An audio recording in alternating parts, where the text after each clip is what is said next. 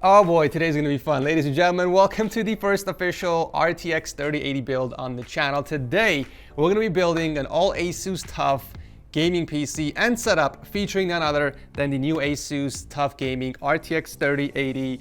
Oh yeah, let's do it. The processor we are going with for this PC is the Ryzen 7 3700X 8-core 16-thread processor, which is currently still the best value 8-core processor in the market. You get the most bang for your buck with this processor compared to the 3800X or the 3800 XT. Now, we're gonna pop this into an X570 board to take advantage of PCI Gen 4 speeds. So to also stay consistent with the theme of the build, we're gonna be going with the ASUS TUF X570 Plus. This board also has some really nice features like two M.2 slots, Bluetooth and Wi-Fi support with 3 RGB headers to hook up all your juicy RGB parts.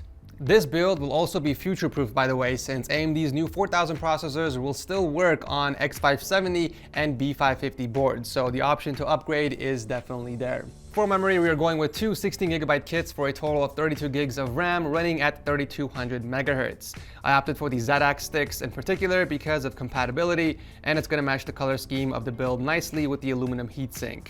Also, it's compatible with ASUS rsync, so we can easily sync up all the lights together once we're done. Now, to take advantage of PCI Gen 4 speeds, I decided to go with the Corsair MP600. Once again, it's a 2TB M.2 SSD with ludicrous read and write speeds on PCI Gen 4. Pushing the pixels for this build is none other than the RTX 3080 graphics card from ASUS, and since we're doing an all TUF build, we're going with the TUF series. This is also the overclock version, so it comes out of the box with a higher boost clock up to 1815 MHz. The TUF RTX 30 series have also been stripped down and built back up to provide more robust power and cooling. They have a new metal shroud that houses 3 AxleTech fans that utilize durable dual ball fan bearings. And actually, the center fan has a reversed rotation to reduce turbulence. The card also has independent heat sinks for the GPU and memory to keep thermals under tight control. About 15% more heat dissipation area than the last generation ROG Strix cards, to be exact. In short, there's a lot of improvements on the new ASUS TUF 30 series graphics cards compared to their last generation models, and we'll talk more about that when we get into the benchmarks. This card will be available for purchase around September 24th, and it will retail starting at $729.99, while the non-overclock version will go on sale around the 17th and will start at $699.99. Cooling the CPU is the ROG Strix LC360 AIO. Now, I opted for this one for 2 reasons. 1, the TUF series cooler didn't look too appealing to me, and 2, they didn't offer a 360mm variant, so I made the exception to go with the Strix cooler. I sincerely apologize if anyone's OCD was hurt by this selfish decision. So with this configuration, a 750 watt power supply is recommended, but I went with an extra 100 watt just for some extra legroom for future expandability and overclocking as well. The color scheme of the build is going to be mostly black with some minor gray accents to kind of match the TUF aesthetic from ASUS, and that is why I decided to throw in some gunmetal gray and carbon to the color pattern of the cable mod cables, and it's going to look immaculate once the build is done. And finally, the case for the build is none other than the ASUS TUF Gaming GT501 full tower case. Solid metal construction all around with a tempered side panel and 4 included 120mm fans. We got 3 RGB ones for intake in the front and a single 120mm fan in the back for exhaust. I also like the straps they added to the top of the case for mobility. I don't really transport PCs at all, but from a PC builder's perspective, these are really useful since I can use them to move the PC around as I'm building inside. All right, so that's all the parts we'll be using for the build. Let's start stuffing the case with the parts. That sounded way better in my head.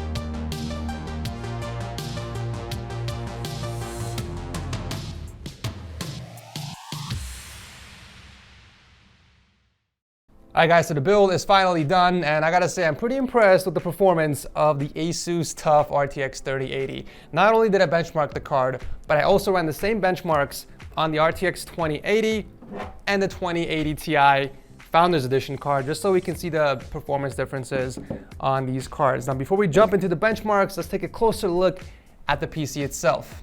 First off, it was really easy to build in this massive case. There was lots of support for cable management and lots of room for activities. In fact, there was so much space left in there that I decided to cover up those empty SSD slots with triple 0.5 terabyte SSDs.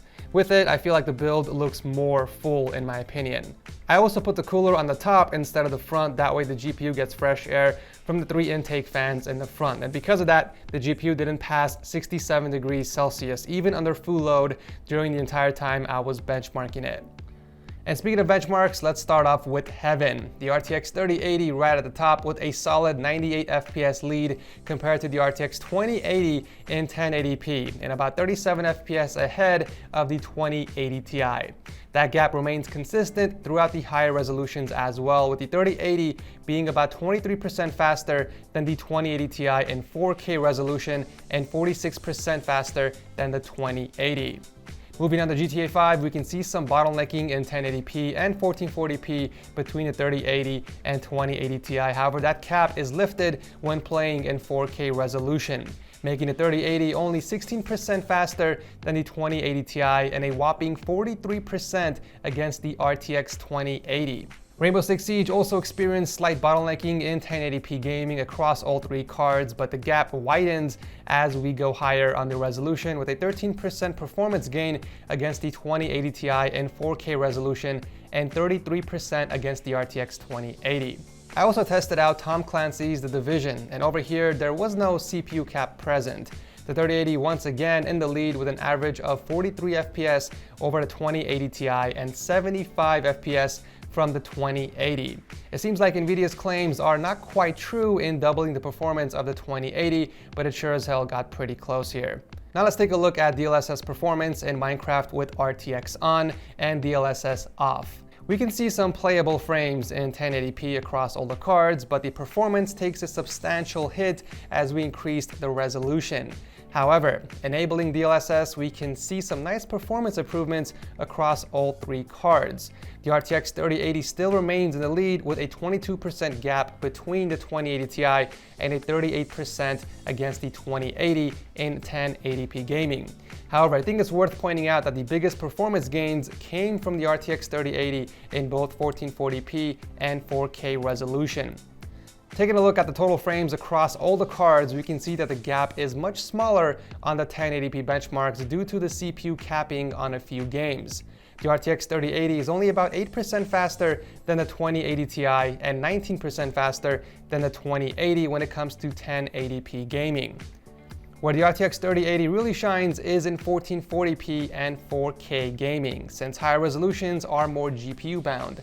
In 1440p, the RTX 3080 is about 12% faster than the 2080 Ti and 26% faster than the 2080.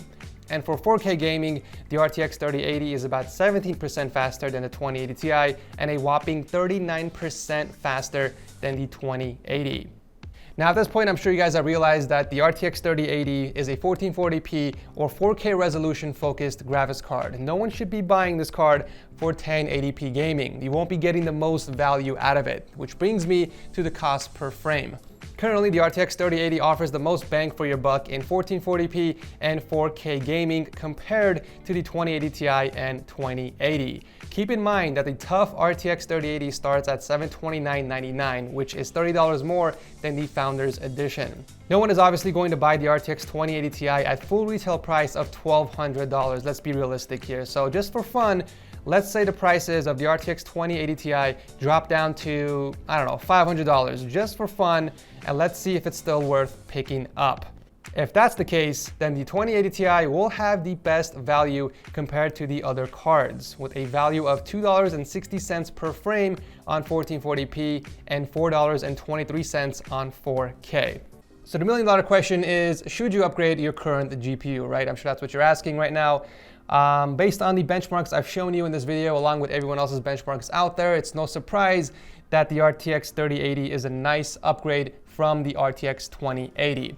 But should you upgrade is going to rely on a few factors. The first question is, what is the resolution and refresh rate of your monitor? Are you still rocking a 1080p 60 Hz monitor for your setup and you have no plans on upgrading anytime soon? If the answer is yes, then clearly you're not ready for the RTX 3080. I would recommend at least a 1440p monitor at 144 Hz refresh rate to take advantage of this card's performance.